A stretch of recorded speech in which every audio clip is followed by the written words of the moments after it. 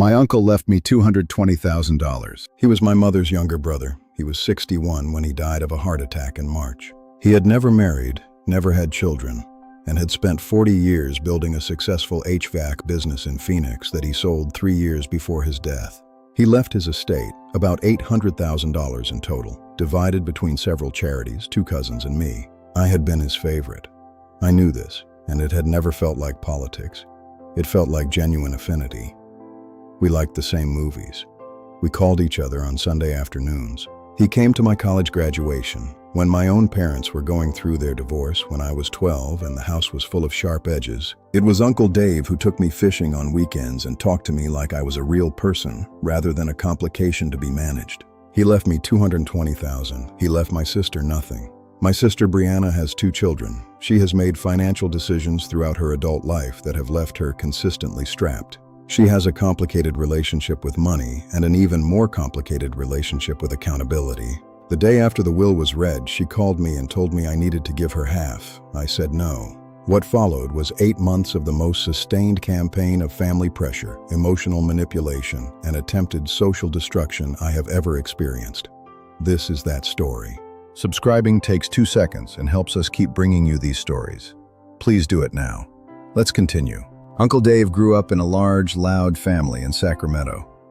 He was the youngest of 4 siblings, my mother being second oldest. He was the kind of person who occupied space in a room without demanding attention, warm, dry-humored, genuinely interested in other people. He was methodical and good at business in the way of people who love their work more than they love being impressive.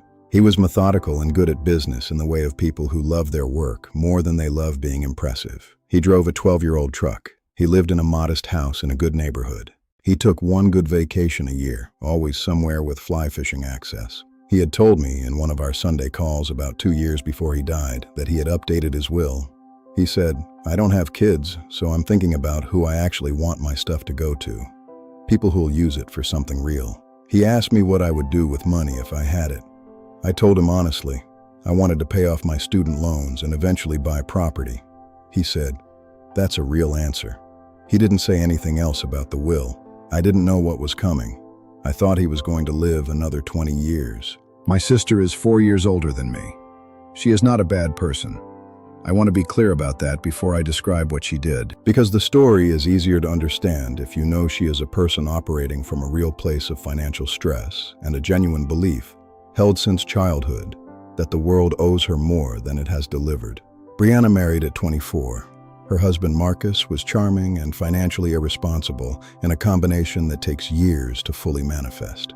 They had 2 kids, a boy and a girl, now 12 and 9. Marcus's business ventures failed 3 times. They declared bankruptcy once. Their marriage barely survived, though it technically has. Brianna works in healthcare administration. She makes decent money. The problem is not income. It is the accumulated weight of a decade of financial chaos and the ongoing reality of living with someone whose relationship with money never stabilized. She and I have always been close in the uneven way of sisters who genuinely love each other but have fundamentally different orientations. She has always seen me as the luckier one, the one who made better choices, who escaped the worst turbulence, who somehow landed on more solid ground. She was not wrong about the outcomes. She was wrong about how I'd gotten there. We talked every week. I was the aunt who showed up to her kids' birthday parties, who sent thoughtful Christmas gifts, who sat with her during the bad stretches of her marriage and helped her think through options. The will was read on a Wednesday. By Thursday afternoon, Brianna had called me 4 times. She said she thought it was really unfair how Dave had divided his estate. She said she couldn't believe he had left her children nothing. She said she understood he and I had been close, but that his niece and nephew, her children, surely mattered to him too. I said, "Dave made his own decisions about his own money. I can't change the will." She said, "I'm not asking you to change the will. I'm asking you to share what you got. You're single, you don't have kids, you don't have the same needs we do. $110,000 would change our lives." She said, "I really thought you would do the right thing here." I said, "The right thing and what you want are not the same thing." She was quiet for a moment. Then she said, "I really thought you would do the right thing here." I said, "The right thing and what you want are not the same thing." She hung up. For the first 2 weeks, she tried different angles. She called our mother and described me as heartless and obsessed with money. My mother, to her credit, told Brianna that Dave had made his choices and she needed to accept them. This did not satisfy Brianna. She then tried appealing to our mutual cousins, the other beneficiaries, suggesting that perhaps everyone who had received something from Dave should contribute to a family fund for her children. The cousins declined with varying degrees of diplomacy. She then tried a direct emotional appeal. She came to my apartment with both kids and sat in my living room and told me, in front of her 12-year-old, that their family was struggling and that her children deserved better and that if I had any real love for them, I would help. Her son looked profoundly uncomfortable. Her daughter was looking at her phone. I told Brianna I loved her children. I told her I was not going to give her the inheritance. I told her we should not be having this conversation in front of them. She took the children and left. I did not expect what came next. Brianna posted on Facebook, a long post. It did not name me directly. She referred to me as someone in our family. But it was clear enough to everyone who knew us. She described a dying man's wishes being honored in the most selfish way possible. She talked about 2 children being left with nothing while a family member sat on more money than they would ever need. She said she was heartbroken by what greed does to families. The comments were substantial. Extended family members I had not spoken to in years were weighing in. Some were sympathetic to me, many were not. There is something about inheritance disputes that activates a particular moral algorithm in people, an instinct that resources should flow toward children, toward obvious need, regardless of context or choice. I did not respond publicly. I called Brianna and said, "I need you to take that post down." She said she had a right to share her feelings. I said sharing her feelings was one thing, and publicly misrepresenting the situation was another. She said she hadn't misrepresented anything. I sent her a text message that said, "If you continue this, I will stop engaging entirely. I'm giving you the chance to choose a different approach." She did not take the post down. I want to pause here and tell you what that money meant to me specifically, because I think Brianna's framing, that I didn't need it because I was single and childless, deserves a direct response. I was 34 when Dave died. I had $34,000 in student loan debt. I had been renting for 12 years and had approximately $8,000 in savings, having spent the previous 2 years dealing with my own medical situation. A spinal surgery at 32 that had cost me significantly in deductibles, lost work time, and ongoing physical therapy expenses. I had been unable to build financial stability, not because I had made bad choices, but because I had been dealing with the kinds of circumstances that are invisible to people who are not living them. The inheritance did not make me rich. It made me stable for the first time in my adult life. It meant paying off the student loans. It meant having an emergency fund. It meant eventually a down payment on a small property. "You don't have kids. You don't have needs," is a sentence that only makes sense if you believe that children are the only legitimate source of financial need, and that adults without children have somehow float through life without consequence or cost. I had needs. Dave knew I had needs. He chose to address them. 2 months in, my mother called me. Not to take sides, she said, to help me understand something. She said that Brianna's financial situation was more serious than I knew. She said Marcus had taken out a second mortgage on the house without telling Brianna, that there was a real risk of losing the home, that the children's stability was genuinely precarious. I was quiet for a long time. Then I said, "Mom, I feel for the kids, genuinely. But what you're describing is a consequence of Marcus's decisions, not a claim on my inheritance. And if I give Brianna this money, with Marcus still in the picture, there's no guarantee the house gets saved anyway." My mother said, "What if you structured it as a direct payment to the mortgage?" I said no. She sighed. I said, "Mom, I know you love Brianna, and I know this situation is painful, but the answer is no. The answer has always been no. The question is how long we're going to keep having the conversation."